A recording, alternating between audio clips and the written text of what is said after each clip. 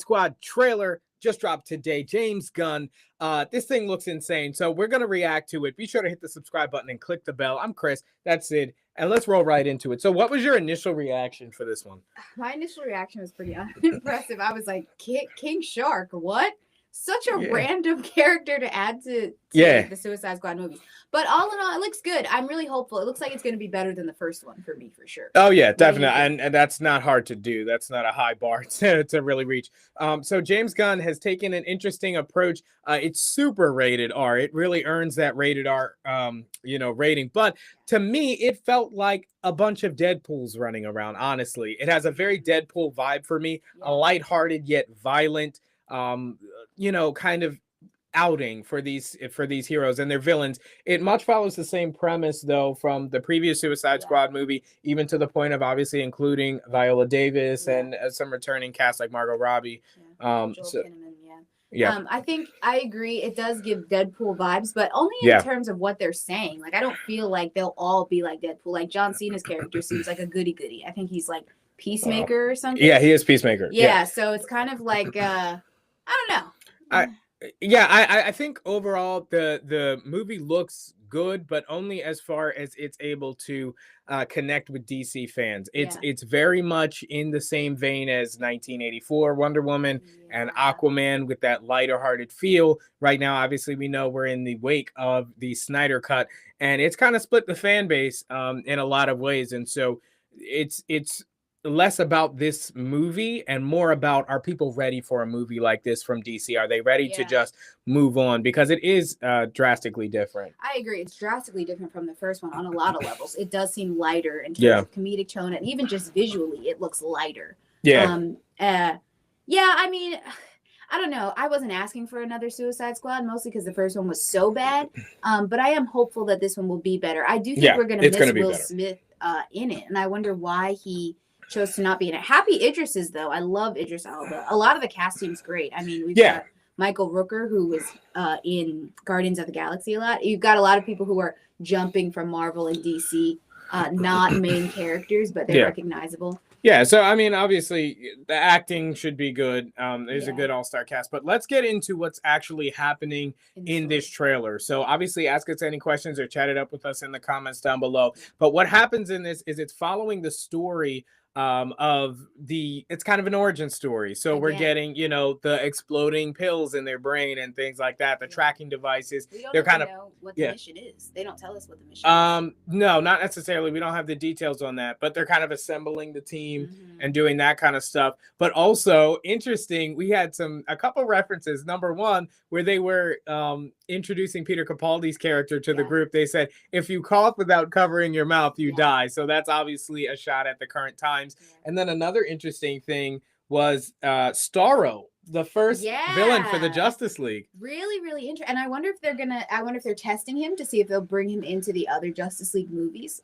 Mayhaps. I doubt it. I mean, I don't think we'll see a Justice League movie for a while, period. Yeah, because I think in a lot of people's minds, Snydercut is the definitive Justice League for at least a couple years. It's kind of like, this is to Justice League. Snyder's Justice League is to Justice League what Heath Ledger's Joker was to Joker. It took a lot of time for somebody to come and do something, again. And even then it was very similar, tying to Heath's performance. So I think it's going to be the same with Snyder, and that's why they're kind of going in a different direction. Yeah, and I think that's what sucks so much about DC right now. It's like even after the success of the Snyder Cut and whatnot, we still can't get these storylines together. And it doesn't have to be as cohesive and seamless as Marvel's is, but it would be nice to have some connective tissue to be like, this was a success, we like it, we're going to pull from here, even with Joaquin Phoenix's Joker, like, we're not going to see him in the Suicide Squad, and there's the whole drama with that, and Jared Leto's Joker and all of these things, especially because Jared Leto's Joker was at the end of Snyder's cut. So I think one thing with that is that Leto's Joker is not really existent in the DC universe right now, as is. Besides, we may see him in the Suicide Squad for sure, this movie coming out. But basically the way that Warner's approaching it, basically none of the nightmare stuff that we saw after the Justice League ending in the Whedon cut actually happened. So that still maintains its Like its own presence as universe. as Earth One. So Henry Cavill Superman, all those, that's still the main universe, but everything else is branched off. So all these other storylines are coming from that, and even being in other universes. But we'll know a lot more about that after the Flashpoint. Yeah. So I don't know. I'm excited about it. I mean, honestly, I'm not. I do feel like it's just another Deadpool on some level. Yeah. Like, and I love Deadpool, but I mean, Ryan Reynolds is a beast and he does it well. You know, why fix what isn't broken? Yeah, well, it's a problem when you're just repeating what Marvel is doing. Once again, it's frustrating because the same thing is happening with the DCEU as a whole. It's just trending very Marvel. It's trending very, it just looks, it's not artistically shot. It's not dark. One thing about Snyder is that almost every shot that he does looks like a comic book panel. Like so visually stunning. As where kind of the Marvel stuff, and now even the DC stuff with things like, Wonder Woman and Aquaman, it's not necessarily anything dramatic as DC should be. I remember there's a shot in BVS where like it's literally taken from The Dark Knight Returns, where like Batman is standing in the high wheat, and it's like, oh my gosh, I've seen that in the comic book, and then to see it in real life is so cool. I agree. DC now is not doing that as much. No. Oh, I was going to comment on the size of the cast for this one. Huge. Much bigger than in the first one. And I wonder, I mean, we know the Suicide Squad has, alternating members and whatnot. But I wonder why they decided to go so big and with so many not just name characters, but name actors too. Well, I think basically they had given James the free run of everything. They said he can basically use any character that he wants, anyone. Including Superman, Batman, like anyone. But what Ann Sarnoff had said when she was interviewed by Variety earlier this week about the future of the Justice League, she emphasized putting the creative control back into the hands of the directors, which seemed contradictory because Zack Snyder is a director and they're doing the exact opposite. They're taking his creative control and giving it to others. But I digress from that point. The point is, they want to allow the directors to run the show, and I think that's why James Gunn said, well, give me a whole bunch of characters, and that's where we get King Shark and a whole bunch of people who have had their time. I think King Shark is the replacement for Killer Croc from the last Suicide Squad movie, just a big bruiser type character. What do you think about do you think that this second one will connect to the first one at all? Because even in the first one we have, I mean, it does. Yeah, it does. Have the same Amanda Waller. We have the same Harley Quinn. Harley Quinn. But I don't know, like, where's Deadshot? Connect.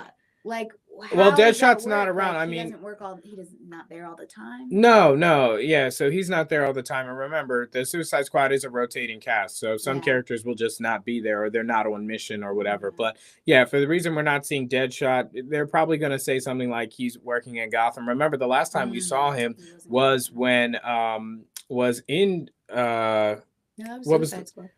Where he was in Gotham? No, where he was being shot, where he was about to shoot Batman. Was that Suicide Squad? Oh, yeah. So there you go. That's the last time that we saw him. And, so from there, I think the cast is just going to constantly rotate. And just in closing, there's already been said by James Gunn, don't get too attached to anyone. So obviously with a cast this big, they can't afford to pay them all. Characters will be dying. In fact, I would assume that the count would get cut in half by the end of the movie. Yeah. What do you think? Are you looking forward to it? Like, was this something? Because to me, it was just kind of like. Yeah, I mean, it's a big superhero epic. So obviously I'm going to look forward to it just like I would with any like DC or Marvel flick. But at the same time, I have just a wound just for the Snyder Cut and what could have been, and just the darker elements of all of that. And the one thing that I liked about the Suicide Squad, the previous one, was just the tone, the color, the feel, the darkness, the depth, and the realism that is completely gone in James Gunn's Suicide Squad. So I do hope the storyline is better though, because it's not hard to do. It scarred me so bad. That's probably the one superhero movie that I've only ever seen once. I haven't had the guts to go and watch it. I think maybe I've seen bits and pieces on TV Network. But guys, so those are our thoughts and our initial reaction to the James Gunn Suicide Squad. If you're excited for this, let us know down in the comments below as always. And we'd love to chat it up with you guys as always, just talking about the little nuances of the trailer, from Starro to the mention of the pandemic to the full cast and all that stuff. So happy to chat it up with you guys. Be sure to hit the subscribe button, got tongue twisted there, because Falcon and the Winter Soldier came on last night. We already did a video on that. So we'll put the link somewhere here after the live stream, so you can check that out as well. And we're always taking suggestions down below. Yeah. I'm Chris. That's it. And we'll see you in the next one.